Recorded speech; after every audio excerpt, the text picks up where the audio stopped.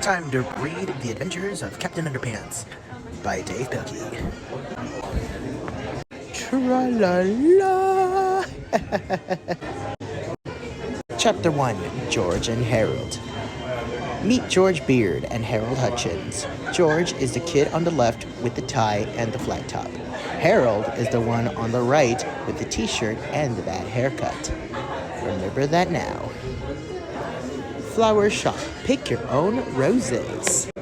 George and Harold were best friends. They had a lot in common. They lived right next door to each other, and they were both in the same 4th grade class at Jerome Horowitz Elementary School. George and Harold were usually responsible kids.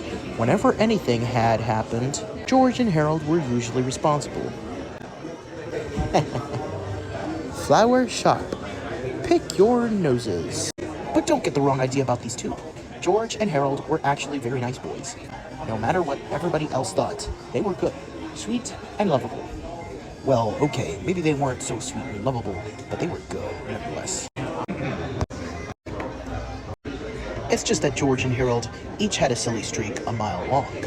Usually, that silly streak was hard to control. Sometimes, it got them into trouble. And once it got them into big trouble, but before I could tell you that story, I had to tell you this story. Chapter 2, Treehouse Comics Inc. After a hard day of cracking jokes, pulling pranks, and causing mayhem at school, George and Harold liked to rush to the old treehouse in George's backyard.